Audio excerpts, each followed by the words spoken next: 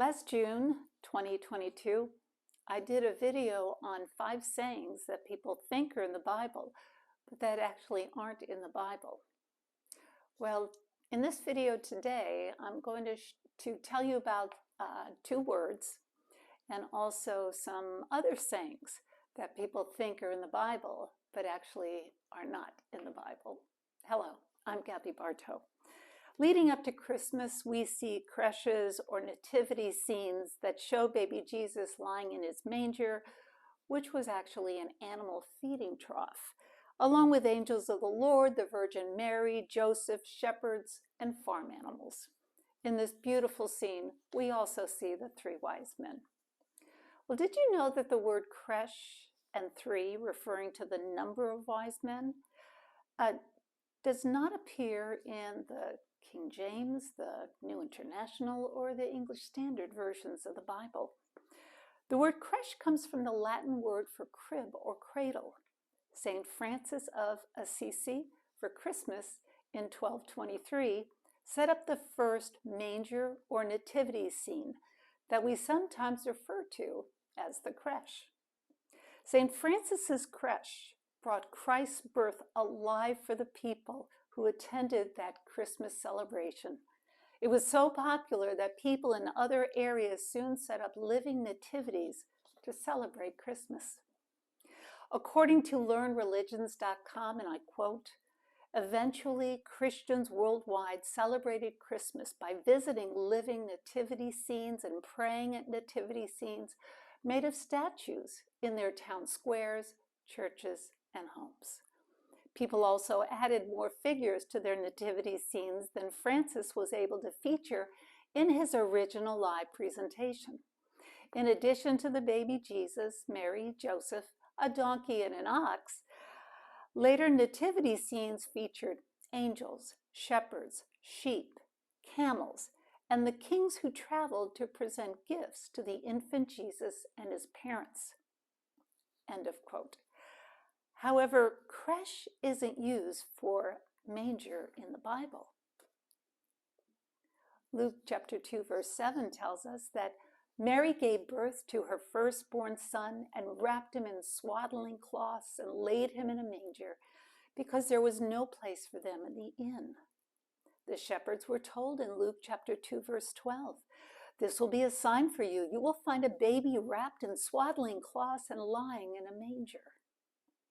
Now, in Jesus' time, a manger was made out of stone or wood, and it held hay for the larger animals. This would have provided a much better place for baby Jesus than on the cold, hard ground. There may also be some spiritual significance to this, as a feeding trough provides animals with physical nourishment. Jesus would forever nourish his followers spiritually as the bread of life. How interesting also that Jesus' birthplace, Bethlehem, means house of bread in Hebrew.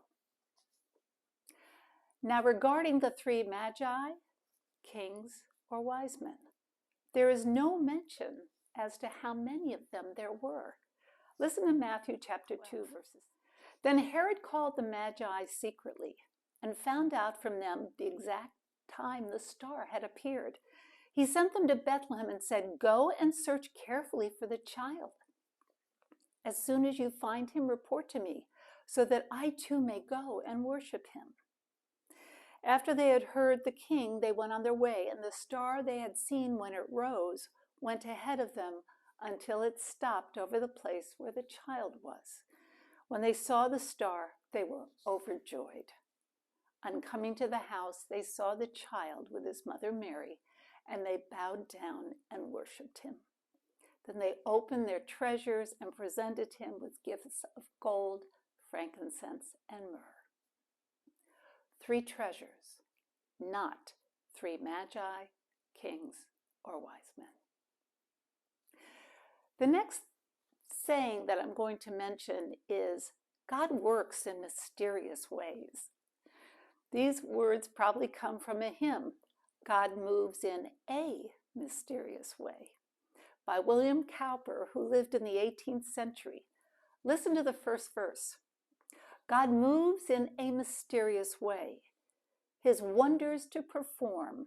He plants his footsteps in the sea and rides upon the storm. Perhaps the closest saying to this in the Bible is when God reveals himself to us in Isaiah chapter 55, verses 8 and 9. For my thoughts are not your thoughts, neither are your ways my ways, declares the Lord. For as the heavens are higher than the earth, so are my ways higher than your ways, and my thoughts than your thoughts. Now, even though this next saying conjures up a very peaceful scene, it also is not in the Bible.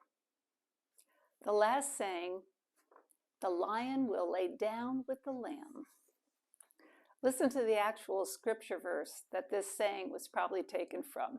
It's found in Isaiah chapter 11, verse 6, and reads, "The wolf shall dwell with the lamb, and the leopard shall lie down with the young goat, and the calf and the lion and the fattened calf together, and a little child shall lead them."